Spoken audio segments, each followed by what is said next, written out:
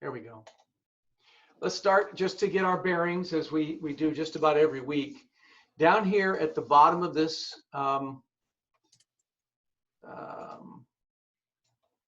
screen is the overall period that we are studying in the blue circle in the context of all of history. I'd like you always to keep in mind that history in the Christian mind and worldview is linear. It has a beginning and it has an end and it has a purpose that God will accomplish. I remember when Dennis Prager was interviewing John Hagee, the founder of Christians United for Israel, and he asked him to answer the criticism that they were trying to foment war in the Middle East in order to force Jesus to return. And Hagee just said this, he said, "My friend, God will do what he will do." And that's true. He will accomplish what he will accomplish, what he wills to do. And so we should always think of history in terms of this timeline. And at the center of history, of course, we have the cross. Now we're interested in this 1,000-year period between Abraham and David, and that is expanded up here. And we established from the date of Solomon's reign, the date for the Exodus, the biblical date for the Exodus, and it is 1446 BC. And then with a little study, we went further and we discovered that the sojourn was 430 years from the time Abraham entered Canaan and he and his descendants wandered until the time of the Exodus. And that period from the descent into Egypt with Jacob was 215 years. And I would say toward the end of that period, probably the last 50 years or a little more, they were enslaved. And it was a slavery not just to get work, it was a slavery with the purpose of genocide. And we placed Moses' life up here. And we placed it there based on the fact that we know he was 80 years old when he started the children's journey out of Egypt at the Exodus. And he lived for 120 years. So that would place him right there. Let's see, next. Okay. Then we expand even further and we can see Moses' life divided into the three periods. The time he spent in Egypt as a royal family member, the time he spent in Midian as a shepherd, and the time that he spent leading the children of Israel through the wilderness. And we gained some insight into the drama of his sudden exile just by looking at the Pharaoh's family and the politics of succession that were likely around this time. It's not guaranteed that this is the story, the one I told is the story of exactly the way it happened, but it sure made a lot of sense. And it really helped us to understand the drama of his sudden fall and his need to flee for his life. Remember, as the adopted son of Hatshepsut, that was Princess Neferure, who raised him in the royal household, she is the only female to serve openly as the pharaoh, that is the chief executive of the world power Egypt. And so Moses would have been the crown prince absent another heir. And so from Moses' perspective, if we understand that he loved his people because of his early years with his mother and father, and because he felt called of God, he must have thought, this is God's way of putting me in position to be the liberator of my people, right? He would have said, this is where I'm going to have the power that I need. I'm going to have the wealth, the riches, the military might, and the authority to institute programs that will move my people back to Canaan and fulfill God's will. But the problem with that is that God is not glorified in that way. There's a wonderful verse that we all are familiar with, 1 Corinthians 1, 27 and 28. John, have you got that? Yes, I do. But God has chosen the foolish things of the world to shame the wise, and God has chosen the weak things of the world to shame the things which are strong, and the base things of the world, and the despised God has chosen the things that are not, so that he may nullify the things that are. Okay, that verse reminds us that God's pattern is to use the foolish things, the weak things, the unlikely things to shame the wise. How often have we seen that he took the second-born son instead of the first? He took Jacob instead of Esau. He took Isaac instead of Ishmael. And we could go on and on how God uses the weak and the foolish. And you ask yourself the question, why? Well, I think it's to remind us that he's God and we are not. Because the most fundamental truth about our sin condition and the greatest temptation that we face all the time is that we seek to replace God on his throne with ourselves. Even in the smallest things, we decide what is right for us. The knowledge of the tree of good, the tree of the knowledge of good and evil does not mean that when you eat this fruit, you're going to understand that there's a difference between good and evil. What it really meant is that you take this fruit, you are saying, I'm the one who determines what is good and what is evil. I am the one who can usurp the authority of God. And that's our problem. So God reminds us that he is God and we are not. Verse 29 says, so that no man may boast before him. So Moses may have thought, this is my calling. This is how it's all going to happen. He had it all planned out. He had all the resources at his disposal. And then God smashes his plans to pieces. And we see that along comes another heir. And this heir supersedes Moses. And Moses no longer is the crown prince. He would be a rival for the throne. And he's displaced, and then eventually he is forced to flee for his life. And we saw some of the excitement of that. And then that's how he winds up in the land of Midian. Midian is in northwest Saudi Arabia, right on the shores of the Red Sea, the Gulf of Aqaba, and it's largely desert. So he's out there and he's tending sheep. And we left him there at the end of last week, and that's where we pick him up. Now, I just want you to just think for a minute, the disappointment that he must have felt. I mean, I've had my disappointments, a business that crashed or one thing or another. You may have had a child that became a prodigal, or you may have had a spouse that left you or something like that. But Moses' disappointment must have been orders of magnitude greater than that. I mean, he was in the royal family. He had all the resources of Egypt at his disposal. He had the best education there was. He saw himself as the liberator of his people. It was all locked in place, and all of a sudden, it just goes away, and he's disappointed. And in addition to being disappointed, I think he also felt that he was betrayed by God. Have you ever said that? I have. Something goes wrong. We get some big interruption in our life. God arranges for us to have a great disappointment or a great reversal. And what's the first thing we say? God, where are you? How could you let this happen to me? Right? I think he blamed God. I think he was angry for a period of time. But beyond that, even though he's disappointed, even though he feels God's left him, beyond that, he's disoriented. Think about this. Here's a guy who was raised in the palace. He had commanded men in battle. He was lauded throughout the land. He had riches and servants to do everything for him. And now all of a sudden, he's sitting by a well in the middle of the desert and doesn't know what's next. And he's got to be disoriented. He's got to say, how did this happen to me? How did I end up here? Where do I go next? What is my purpose in life? Have you ever had that experience? A big reversal, sudden disappointment. And then you say, where is God in all this? Even though before that happened, you would have said, I can see the Lord's hand in everything, and the Lord gives and the Lord takes away. We understand that. But when it happens, that's the first thing out of our lips, isn't it? Lord, how could you let this happen to me? What are you doing? And I've been to that point before, and I'm sure many of you have. I know some of your stories. And it's been said that God gives us a dream very often, and then he kills the dream. And then he resurrects the dream, and he fulfills it in a way that gives him glory and not us. And maybe you've had that experience, and it's not an uncommon pattern. Now, I'd like you to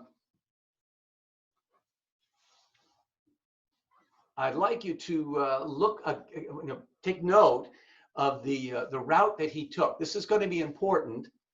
This route is a long standing trade route between Egypt and Arabia. Particularly back at this time, it was used for the perfume trade, believe it or not. And it was the route that pretty much everybody took. Now, if you go over to Egypt today, you could take the same route. It's paved. There's a road that goes through this, the Sinai Peninsula here. Now, the northern end of the Red Sea is broken into two gulfs that form a fork. The one on the left, on the west, is the Gulf of Suez. And today, we, of course, have the Suez Canal that connects to the Mediterranean. The Gulf on the right is called the Gulf of Aqaba. And in between them, we have the Sinai Peninsula. And that's, of course, been in the news since 1967 war with Israel. But in Moses' day, the borders to Israel, to Egypt proper, were up here. They were just at the beginning of this road, and he would have had to pass through military checkpoints and forts, and all the roads would have been blockaded looking for him. So he had to attach himself to some caravan, disguise himself as a poor man, perhaps as a Midianite trader, and then he would have traveled with this caravan all the way across here until he crossed it at Jordan Valley at Eilat. Now, he wasn't safe in Sinai, so he couldn't just stop over the border. Egypt's ran large in Sinai because they controlled the mining operations. So he would not be safe and out of Pharaoh's control until he passed this town of Eilat, and he was now in Arabia. Now, that's important because he is going to return to Egypt on exactly the same route. And when the plagues are done and the Egyptians allow Israel to leave, 1.5 million people are going to go on this same road. And they're looking to do the same exact thing, cross the Jordan Valley to safety. They would never be safe from Pharaoh until they got past the Sinai. So keep that in mind. We're going to see that again in the coming weeks. So Moses finds himself in the Arabian desert, tending sheep for a man named Ruel. Also, his name is Jethro. We know him probably more commonly by that. He's a priest in the land of Midian, which is northwest Saudi Arabia. He has 7 daughters. Moses marries one. Her name's Zipporah, and he has 2 children. And that's where we left him off. Let's pick up the story at Exodus chapter 2, 23 to 25. Now it came about in the course of those many days that the king of Egypt died, and the sons of Israel sighed because of the bondage, and they cried out. And their cry for help because of their bondage rose up to God. So God heard their groaning, and God remembered his covenant with Abraham, Isaac, and Jacob. God saw the sons of Israel, and God took notice of them. All right, a couple things you want to get out of this passage. First of all, it's a long wait. And the question is, how long? How long was he there in Midian? And Stephen tells us this in his defense speech before the Sanhedrin in Acts chapter 7, 29 to 30. John, have you got that also? At this remark, Moses fled and became an alien in the land of Midian, where he became the father of 2 sons. After 40 years had passed, an angel appeared to him in the wilderness of Mount Sinai in the flame of a burning thorn bush. Okay, so he spent 40 years. Now, he's 40 years old. He's already made a name for himself in the Egyptian military. He was in line for the throne. He's been superseded, but he was still one of the princes of Egypt. And he's 40 years old, and now he goes to Midian where he's nobody, and he's there for 40 long years. That's a long time. I just think about this more and more. He had to have gone through all the stages of grief in a matter of years. You know, his denial, anger, bargaining, depression, and final acceptance. I could see at the beginning, he's figuring, this can't be happening to me. Certainly they're going to send an emissary to find me and invite me back, tell me this was all a mistake. And when that doesn't work out, he's angry. He's angry at the Pharaoh. He's angry at God. And when that doesn't work out and wears out, he starts bargaining. He says, oh, Lord, look, if you'll help me get some allies, we'll raise an army and I'll go back and I'll take my place and so I can accomplish your will. And I promise I'll be good, you know.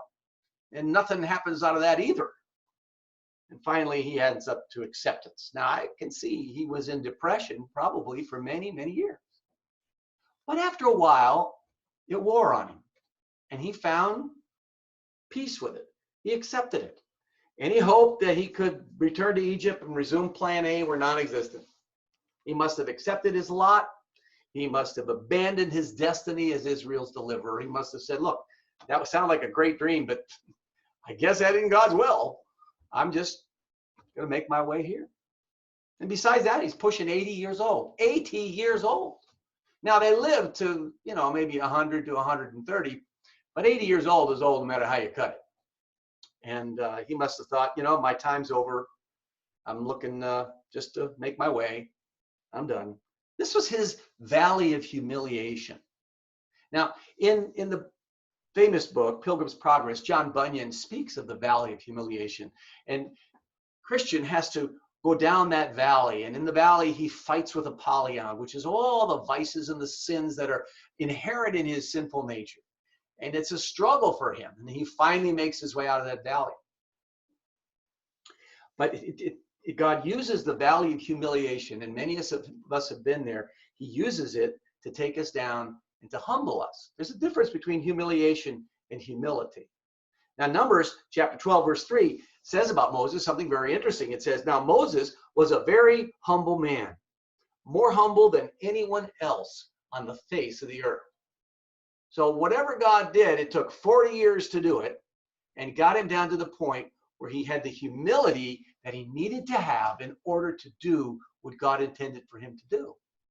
He needed to know that he was not very important, that what made him important was the fact that he was doing the will of God, that it was God's power, it was God's purpose, it was God's direction that was going to call the shots in this thing. So Moses had come to that place. Now, in Pilgrim's Progress, Christian's wife follows. And she too has to go through the valley of humiliation. It's a very interesting story because Christiana is not proud. She's a humble servant. She's a gracious, kind woman. And she isn't going to wrestle with all of the sins and the problems and temptations that he had to wrestle with. And it says in the book that she got down into that valley and she found, there's some beautiful, quiet meadows down here. There's some peace here. There's some water here. There's some good things in this valley. And I think that for Moses, he began to understand that that was true. Midian was a safe place. Pharaoh couldn't touch him. All the politics of the court, all of the false friends, all of the intrigue, all of the rebellion, all of the turmoil, none of that could touch him there. He was completely at peace. Life was simple. All he had to do was find grass for these measly little sheep that he was taking around the countryside. And I think he came to know his way around the country. I would imagine that Moses learned everything within 50 miles of his father-in-law's home.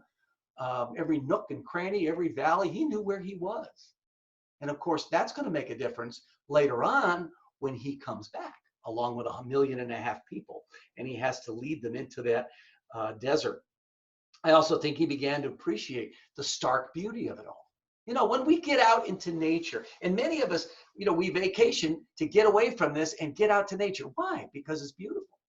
Even in the fallen world, God's creation is beautiful, and it opens up things in our heart to relate to God. Romans chapter 1 says that we can know many things about God simply from the creation, and it leaves us without excuse. I'm sure he learned about the creatures. He knew about the predators that preyed on his sheep. He knew my goodness, he knew everything there was to know about sheep. He knew everything about their habits and how to handle them, and he learned about the eagles, and he learned about everything that was out there in the desert. And so it wasn't such a terrible place. His task wasn't all that hard. He just led these livestock, this herd of sheep. They usually obeyed. They didn't argue. There was no palace intrigue to upset him and replace him as shepherd. There wasn't a lot of social turmoil. It was a fairly easy thing to do. And more importantly, probably, because he was a nobody, there were very few opportunities for him to make major mistakes that had far-reaching consequences, to fall into sin that would have devastated large numbers of people. I would think for a minute of influential pastors and evangelists that you know of who have fallen into sin and disgrace. I bet you in 5 minutes you could name at least a half a dozen or more. And we tend to look down on these people, or we blame them for having fallen into sin like this. But let me say this. When you are really successful and you are really powerful and the money's flowing and everybody's telling you what a great guy you are and what a fabulous servant of God you are, that's when the danger is greatest. And it was here that Moses was saved from all that. Now, I just want to draw a little bit of a lesson from this. Maybe you feel like you live in Midian. Life in retirement, especially in a lockdown, it may be quiet, uninteresting, even boring in some ways.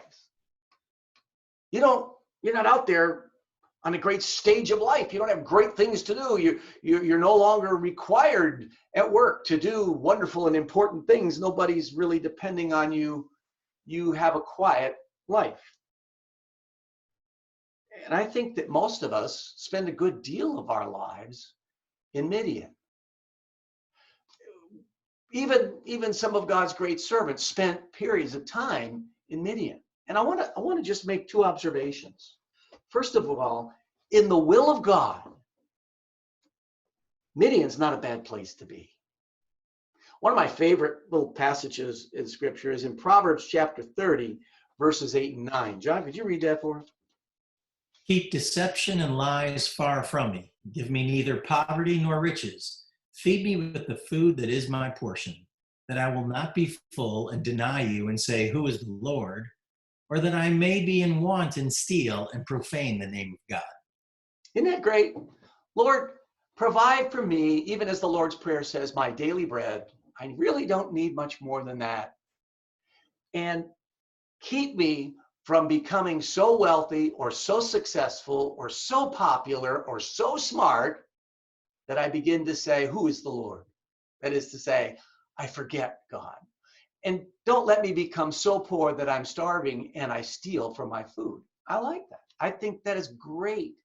In fact, Paul tells us in 1 Thessalonians 4:11, he says, make it your ambition to lead a quiet life. You should mind your own business and work with your hands, just as we told you, so that your daily life may win the respect of outsiders and so that you will not be dependent upon anybody. That's good advice. Midian, in the will of God, is not a bad place to be. And we shouldn't fret and fume and fuss and get mad at God because we're not doing important things. It is one thing simply to live in his will and to get to know him and to love him. But second thing is, outside of the will of God, it is a shame to be in Midian. What would it take for God to call you out of Midian? Would you go? You know, sometimes he gives us opportunity to serve him and he calls us to do something. And it makes a disruption in our life. We like to say it takes us out of our comfort zone, even small things. And what do? We resist it. And then we don't respond to his call. Because we just don't want our nice, comfortable life in Midian with these grubby little sheep and the beautiful hills around me. I just don't want it upset. Would you go? Well, we're going to see that Moses didn't want his comfortable life to be interrupted any more than you or I would. Next thing that this passage tells us is the king of Egypt died. Now, we don't even know if Moses knew or if he cared that his rival was dead. I doubt that much news came to where he was. In Exodus 4, verse 19, it tells us that God said to Moses, all those who wanted to kill you are dead. And so maybe that's how he learned it. But then these verses tell us how God responded to the suffering of his people. Now, we're talking 40 years, right? In the beginning of the 40 years, they were already enslaved, and they were groaning and crying out to God. Remember that this slavery was not just to accomplish building projects or whatever. It was a genocidal slavery designed to kill off the Jews, or as many as they could. And so it was a brutal, harsh form of slavery. And I guarantee you, if I was in their shoes, I would be asking this question too. God, where are you? I'm hurting here. How come you delay? And I know every one of us has had that experience. And we've asked that question over and over again. But here's what he says that God is doing while they are suffering and crying out to him. First of all, it says, God heard their groaning. He heard their cries. You know, sometimes when we're in difficult situation, it seems like our prayers don't go above the ceiling. And the heaven is brass, as some people have said. But you know, Psalm 139 tells us God knows our thoughts from afar. Even when he seems distant, he knows our thoughts. He knows what we're going to say before we say it. He hears our cries. And secondly, it says, he remembered his covenant with Abraham, Isaac, and Jacob. He remembered his promises. You can count on the fact that the promises God has made can be counted on.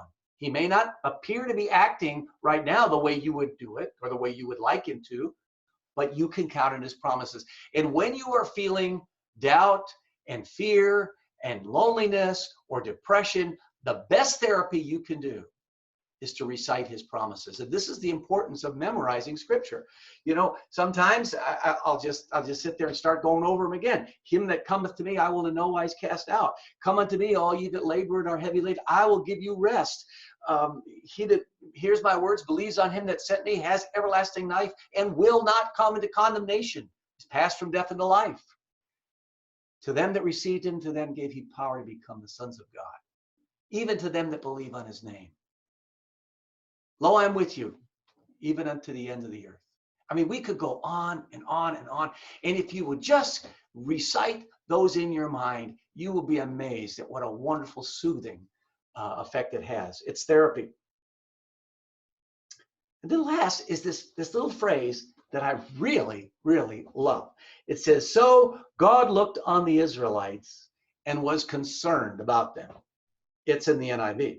Other translations say he took notice.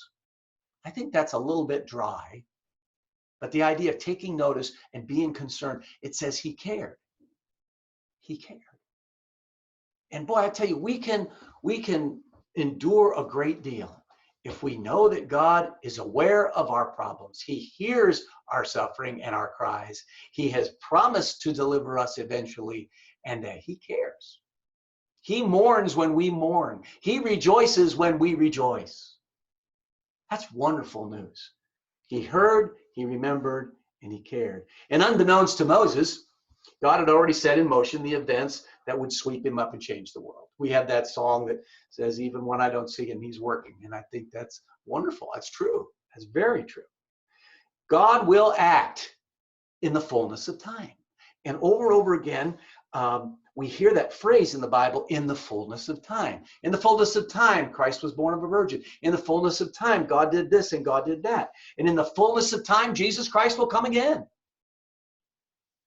There's a time to act. There's also a time to wait. And we are often told to wait upon the Lord. The time up to now had been to wait upon the Lord. And now it was time for him to act. And he was going to begin to act. Let's go to chapter 3, 1-3. Now Moses was pasturing the flock of Jethro, his father-in-law, the priest of Midian, and he led the flock to the west side of the wilderness and came to Horeb, the mountain of God. The angel of the Lord appeared to him in a blazing fire from the midst of a bush, and he looked, and behold, the bush was burning with fire, yet the bush was not consumed. So Moses said, I must turn aside now and see this marvelous sight, why the bush is not burned up. 1-3, sorry, Bart? 4 as well, please. Oh, I'm sorry. When the Lord saw that he turned aside to look, God called him from the midst of the bush and said, Moses, Moses. And he said, here I am. Okay. Now I want you to notice Moses is just doing his job, right? He's not fasting. He's not praying necessarily, that we know. He's not studying holy books. He's not making plans for some great ministry or some great destiny. He isn't looking for God to redirect his life. This is not Moses saying, God, I want you to use me in this wonderful way. Moses has found his Midian, and he's okay with it. But now God accosts him. And it says that the angel of the Lord Now, the angel of the Lord is a phrase you'll see very often in the Old Testament. And theologians say that that is a pre-incarnate appearance of Christ because he refers to himself as God. If you look further on into verses 4 and 5, it says, when the Lord saw that he had gone over to look, God called to him from the book, from the bush. Do not come any closer, God said. So we are talking directly to God. So the angel of the Lord is identified with God himself. It's called a theophany. Moses didn't have a choice in this matter. God grabbed a hold of him and he put his finger on him. He says, I want you. In his sovereignty, he grabs hold of him. Let's go through 5 through 10. Then he said, do not come near here. Remove your sandals from your feet, for the place on which you are standing is holy ground. He said also, I am the God of your father, the God of Abraham, the God of Isaac, and the God of Jacob. Then Moses hid his face, for he was afraid to look at God. The Lord said, I have surely seen the affliction of my people who are in Egypt, and have given heed to their cry because of their taskmasters, for I am aware of their sufferings. So I have come down to deliver them from the power of the Egyptians, and to bring them up from that land to a good and spacious land, to a land flowing with milk and honey, to the place of the Canaanite, and the Hittite, and the Amorite, and the Perizzite, and the Hivite, and the Jebusite. That's a lot of ites. Now, behold, the cry of the sons of Israel had come to me. Furthermore, I have seen the oppression with which the Egyptians are oppressing them. Therefore, come now, and I will send you to Pharaoh, so that you may bring my people, the sons of Israel, out of Egypt. Well, let's just go through this passage quickly. First of all, God identifies himself to Moses. And the first thing he identifies himself is as holy. You notice that? Verse 5, don't come any closer. The place you're standing is holy ground. He begins by identifying himself as holy. We often treat God as if he was the man upstairs. You know, if we could just climb the stairs and we could interact with him, he'd be kind of like us, but he is not. And we could spend an hour talking about what does the word holy mean. And I'm not sure we'd even come close to getting it. It clearly means he is something other. He's not us. He is infinite. We are finite. He's eternal. We are semi-eternal. He is clean. We are dirty. He is wise. We are foolish. He is infinite. We are finite. There's just so many aspects of this. We must begin by approaching God in the knowledge that he is holy. This has always terrified men of God who've seen him. If anybody had a vision of God, for example, Isaiah says, woe is me, I'm a man of unclean lips. Daniel had to have the angel hold him up. He couldn't even stand. He was so weak. The Apostle Paul was blown off of his horse and blinded and on the ground. And the Apostle John fell down but as though he were dead. And it took the hand of Christ to get him energy to stand up. So he starts out by reminding him, I am not you, I am God. And there we have to begin there, okay? But then he identifies himself in a way that brings Moses close. You notice that? He doesn't say, I am the creator of heaven and earth, and I am the all-powerful, almighty Adonai. No, he says, I am the God of your father, the God of Abraham, Isaac, and Jacob. Remember, there wasn't that many generations back. Jacob was the great-grandfather of Amram. Amram's father was Kohath. Kohath's father was Levi.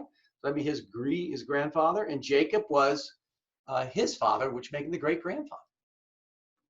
So he wasn't that far off. And he makes a personal connection. He reminds him of his family heritage. And by the way, this is why family heritage is so vitally important.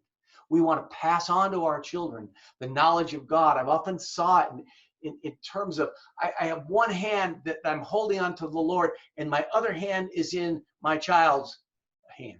And I'm holding the two of them and trying to bring them together. Your family heritage is very, very important. Now, we know nothing about his knowledge of God. He knew about what we could know from nature, which isn't much. It was been over 70, 80 years since he lived in Amram's and Jochebed's home. So how much of the stories he remembered, we don't really know. He must have known about the promise to Abraham for the land and the promise of Joseph that the people would go back. But beyond that, I don't think he was awfully religious or awfully deep in his understanding of who God is. So in verses 7 and 8, God repeats the three reasons for his action, the same thing we just heard. I have heard and seen, I remember my promises, I've taken notice, and I am concerned. I care. And then verse 10, he says, so now go. I'm sending you to Pharaoh to bring my people out of Egypt. That's it. A lot of in the run up here to the commission, but the commission is stark and simple and straightforward, and just like that. Well, if you're Moses, you'd be saying to yourself, wait a minute. If I thought I could go back and save my people, I would have done it a long time ago. But I can't. And so he responds with 5 objections. The first one is, who am I? Why wasn't he overjoyed? Why didn't he salute and say, aye, aye, sir, I have heard and I will obey? This was the destiny he had dreamed of all those years ago. It was what he prepared for. It was the dashed dreams of his life, and now they're coming back to life. And why didn't he show such joy and excitement? And I think the reason is this. In his humiliation, he had lost all of his confidence. Let's remember, he used to be the crown prince. He led men into battle. It's the tradition tells us that he fought the Ethiopians and did some amazing things, and maybe that's true. You don't do that. You don't do that if you're a humble person. You tend to be pretty proud. You have a lot of confidence in yourself to do those things, but he had lost it. So now God takes his objections. He takes our objections by transference here. And he proceeds to bring back his confidence, but not confidence in himself, but confidence in his God. So first he says, who am I? Let's read 3, 11, and 12. But Moses said to God, who am I that I should go to Pharaoh and that I should bring the sons of Israel out of Egypt? And he said, certainly I will be with you, and this will be the sign to you that it is I who have sent you. When you have brought the people out of Egypt, you shall worship God at this mountain. Who am I? Moses says. He was genuinely humble. I'm a nobody.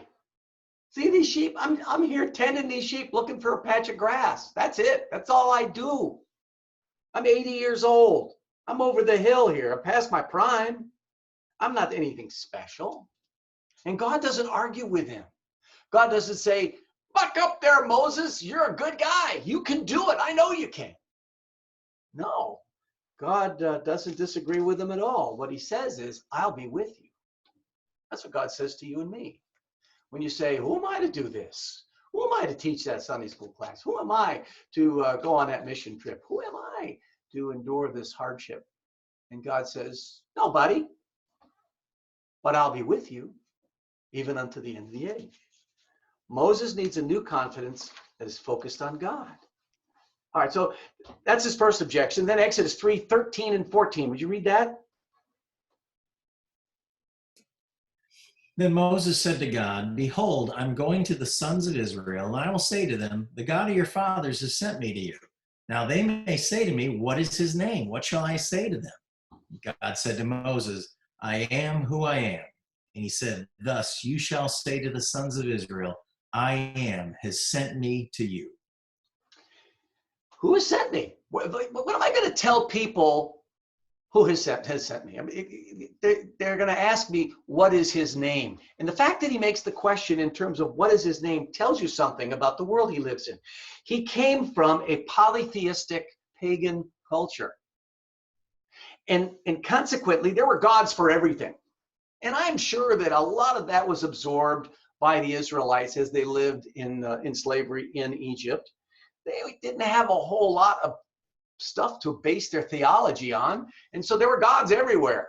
And every one of them had a name. You're the god of this city, the god of that lake, the god of the palace, the god of the threshold. There were gods for everything. And they all had names. And so what they're going to ask him is, well, what's this God's name? Which God are you talking about? And so God understands that the Israelites need to recalibrate their conception of God.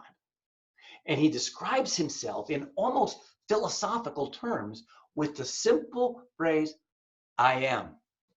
In the Greek, it's ego eimi.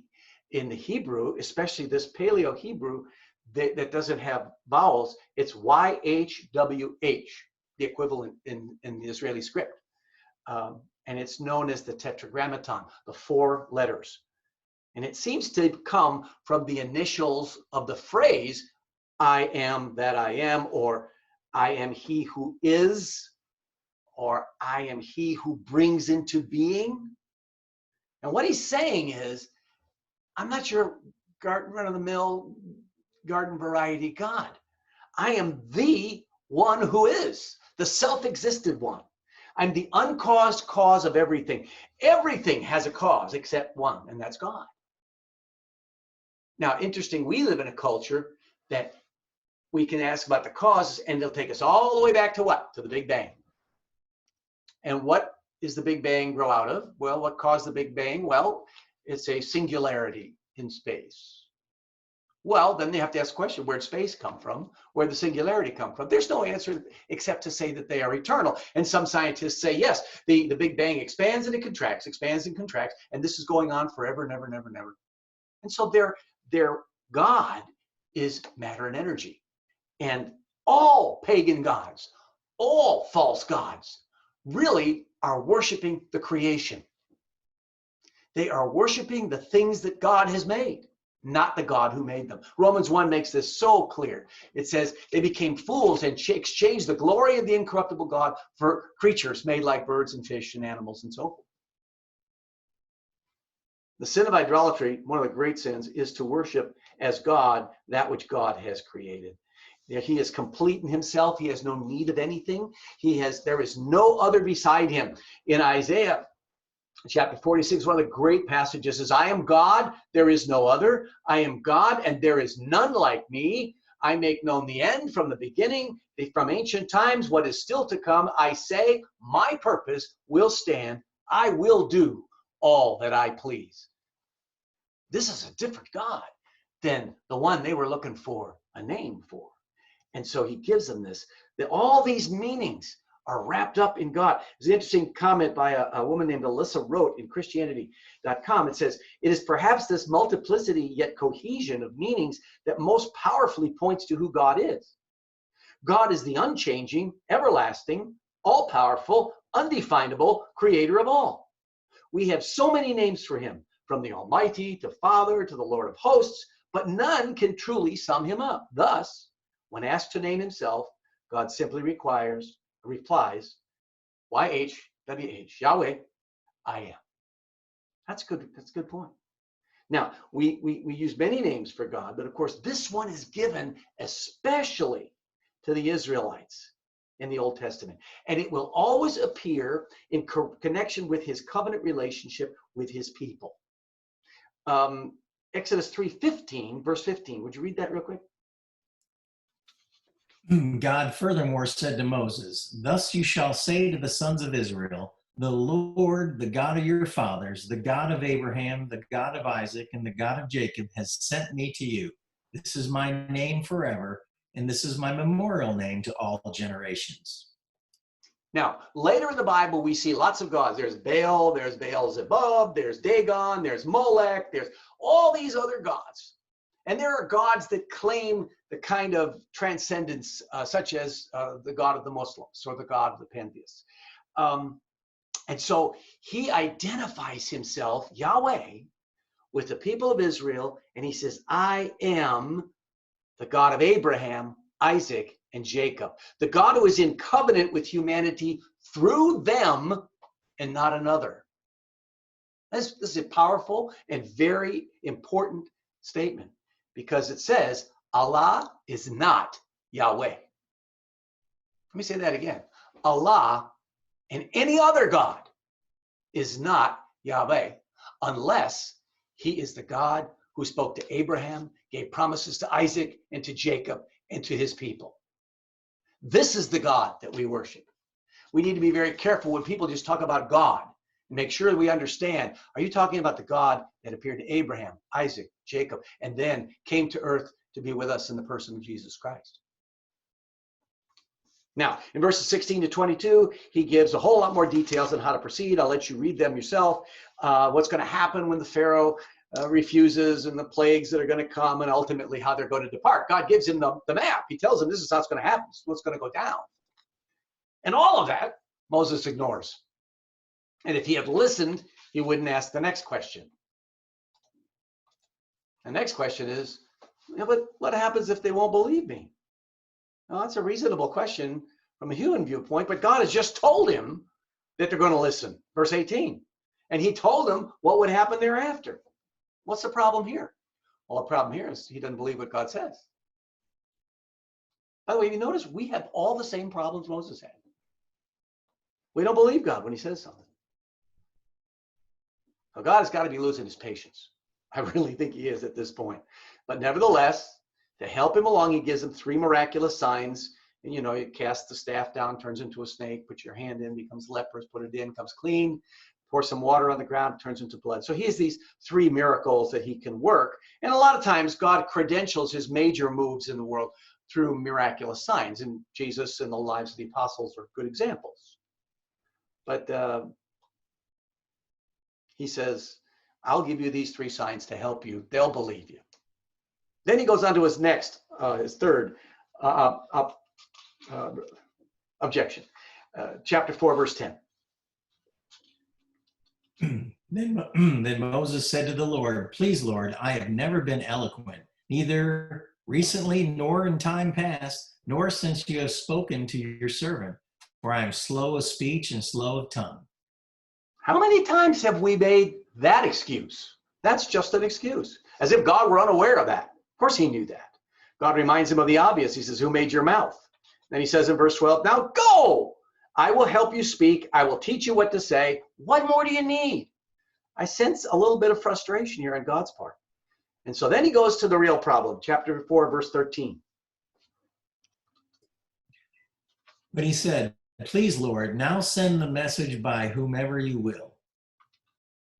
Oh, send somebody else. Now we're getting down to the real crux of the problem. Sorry about that, Bart. Okay. Yeah. The real crux of the problem is a matter of his will, isn't it? He says, I won't do it. Ain't gonna do it. Go send somebody else. I just don't want you to upset my life. And I'm telling you, there are many times when God has asked me to do something, and I've just said, well, I'd rather not talk to that person. I'd rather not do that deed or whatever it is. I've got too many other things. Rather not give that money. We could go on and on. He doesn't want God to upset him, and we don't either. Now, at this point, God's gentleness and his patience, which has been lavished on Moses to help him, has been exhausted. And it says he burned with anger. Now, I would not want God to burn with anger at me, although I'm sure there have been times he has. And basically, he calls an end to the interview. He is done listening, and he tells Moses, look, the game is already afoot. I've sent Aaron on his way. He's coming to meet you. He'll help you out with the speech and all that stuff. And then he says, the very last of this verse, it's chapter 4:13, he says, where is it? I've lost it. Oh, 4, there we go. He says, but I will be, he'll talk about Aaron. He says, it will be as if he were your mouth and as if you were God to him. Okay, so well. But take this staff in your hand so you can perform the signs with it. Let me translate that for you. God basically says to Moses, don't let the door hit you on your way out. Take the staff and get on with it. And to his credit, Moses does. So at this point, verses 18 to 20.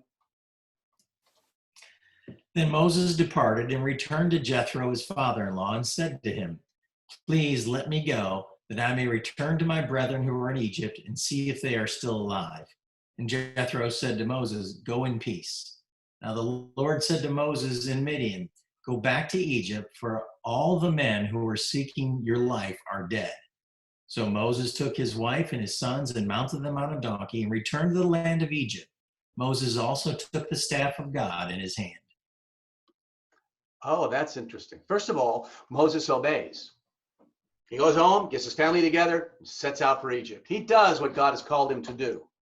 And perhaps in this immediate obedience, Moses does differ from us a lot. And that's to our shame, to his credit. I think it's a good thing that he did. But I love the last phrase. And it says, he took with him the staff of God in his hand. Isn't that great? It was no longer Moses' staff. It was the staff of a shepherd. It was now the staff of God. And it signifies, I think, that he goes in obedience with God's power and his guidance behind him. That staff now contains authority. It contains power. It is the sign, like the scepter of a king, that he is a servant of the Almighty God. Now, my friends, there is nothing that we cannot do when we take that staff by obeying God's call and trusting in him.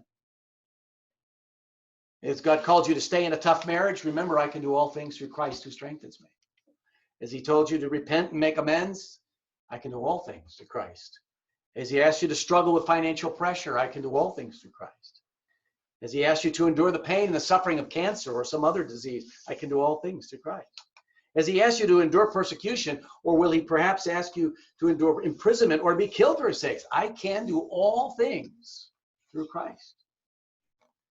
To be called to a task in the will of God gives you the staff of God if you'll just obey, just like Moses did. Let's close in prayer.